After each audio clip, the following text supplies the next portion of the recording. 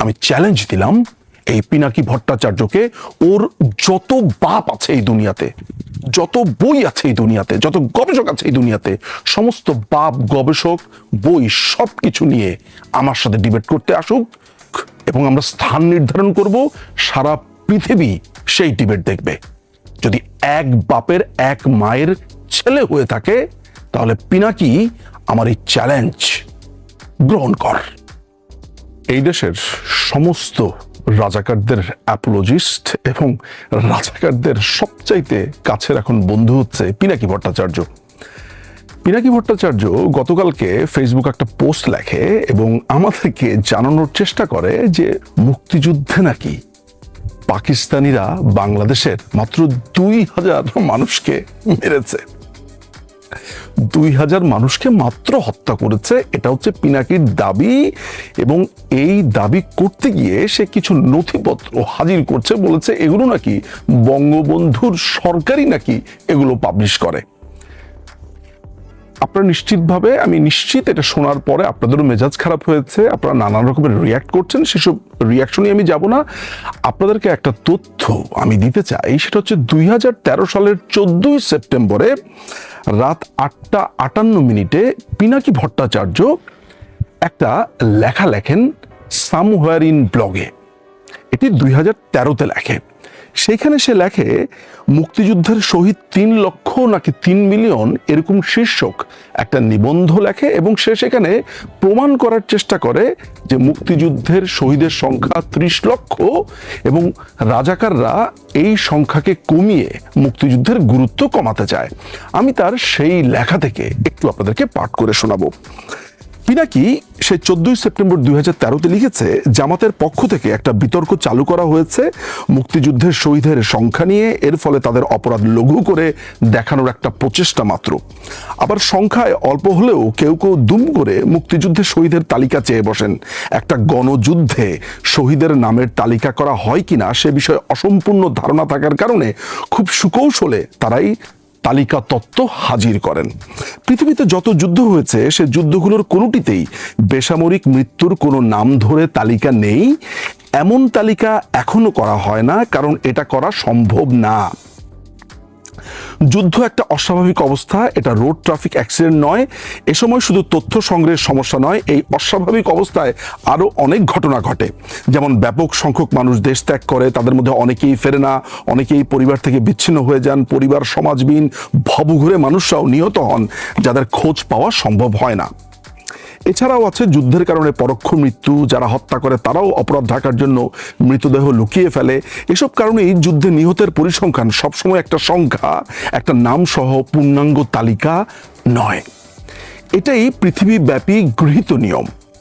যারা মুক্তিযুদ্ধের শহীদদের তালিকা চায় তাদের যে কোনো একটা গণযুদ্ধের বেসামরিক নিহত নাগরিকদের তালিকা দেখাতে বলুন। যুদ্ধের মৃত বা নিখোঁজ সামরিক ব্যক্তিদের তালিকা করা সম্ভব, কিন্তু বেসামরিক ব্যক্তিদের নয়। এই এস্টিমেশন কিভাবে করা হয়? আজ জেরুমেল তার চায়নাস ব্লাডি পলিটিক্স বইয়ে এবং লিথাল পলিটিক্স বইয়ের পরিশিষ্ট গণহত্যার পরিসংখ্যান কিভাবে করতে হয় সেটার একটা মেথোডোলজি দিয়েছেন। আগ্রহীরা পুরোটা দেখতে পারেন। তখন রোমেল ছিল পিনাকির বাপ। পিনাকিকে তখন সে রেফার করছে এবং বইপত্রের নাম দিচ্ছে।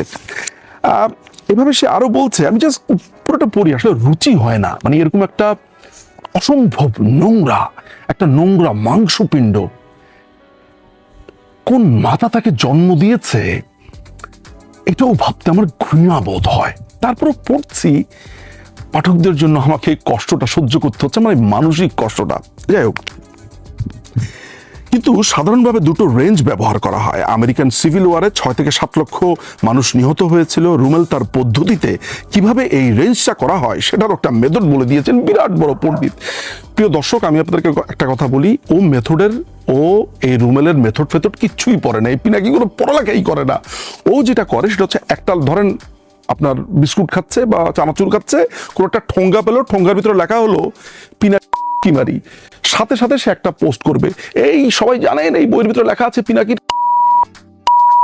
ও হচ্ছে ওই টাইপের লোক। সুতরাং আলটিমেটলি ও হচ্ছে চানাচুর খাওয়া পাঠক, অর্থাৎ চানাচুর খেতে খেতে যে বইপত্র পায় সেগুলা সে একটু দেখে ফেসবুকে জ্ঞান কপচায়।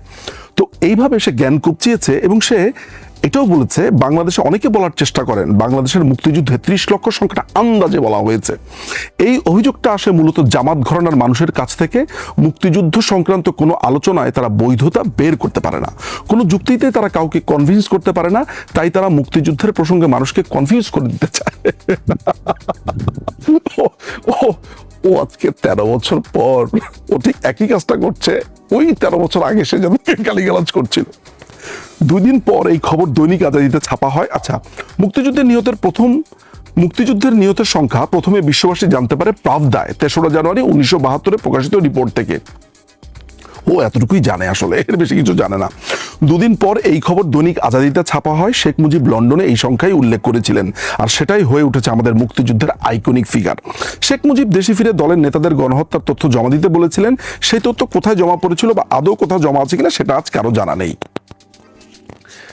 ভাগ্যের কি পরিহাস, ওর মতো একটা মূর্খ যে চানাচুর পড়তে পড়তে বই পড়ে, বা চানাচুরের ঠোঙ্গা জ্ঞানী, এই চানাচুরের ঠোঙ্গা জ্ঞানীর জিনিস আমাকে পড়ে শোনাতে হচ্ছে আপনাদেরকে। মানে আমার লেভেল কোথায় নেমেছে দেখেন। তারপরে সে রুমেলের অনেক কিছু দিয়েছে, আসলে কিছুই জানে না। ওই রুমেল একটা বই, এটা দেওয়ার পরে ও কেমনে স্ট্যাটিস্টিক্স করেছে, কি করেছে, এগুলো কিচ্ছু বলা নাই। আসলে প্রিয় দর্শক, ও আসলে কিছুই জানে না। এই লেখার মধ্যে সে নানানভাবে জামাতকে গালিগালাজ করেছে, জামাত এই মিথ্যাচার ছড়িয়েছে, এই ধরনের অনেক কথা বলেছে।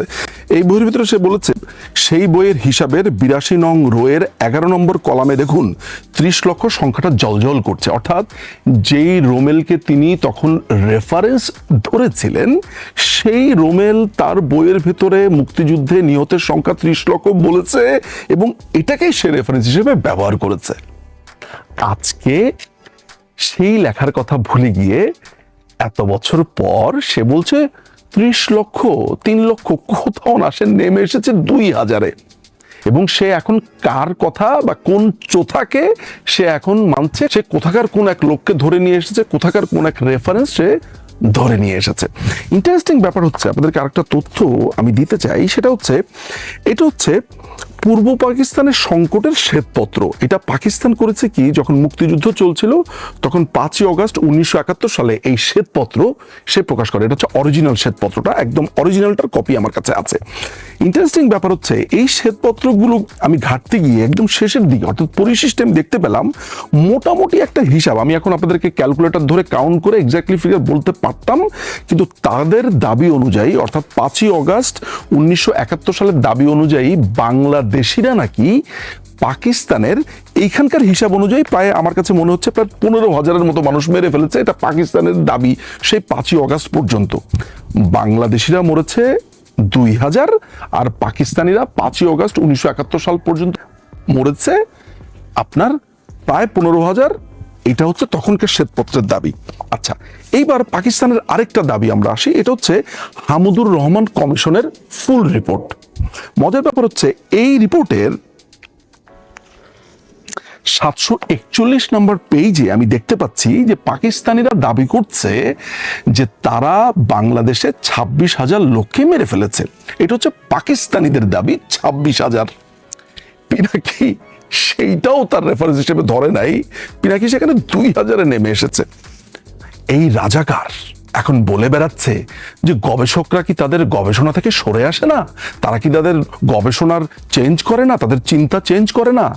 আরে বেটা, নিউটন আপেল গাছের থেকে পড়েছে, সেটা সূত্রের এদিক সেদিক হতে পারে রে, কিন্তু নিউটন কখনো এই দাবি করবে না যে গাছ আপেল নিচে পড়লে আপেল উপরের দিকে যায়। তুই হচ্ছিস এমন এক গবেষক, যেই গবেষক এখন বলছে যে গবেষকরা রিফিউট করতে পারে আজকে থেকে ঠিক 10 বছর পরে।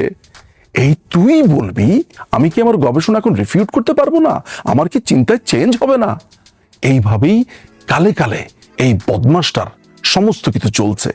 আজকে সে ঘোষণা দিয়েছে যে সে চ্যালেঞ্জ দিয়েছে যে এই 30 লক্ষ নিয়ে সে ডিবেট করতে চায়, কোনো নাকি বাপের বেটা আছে কিনা এইটা বলে সে বিরাট বড় স্ট্যাটাস দিয়েছে।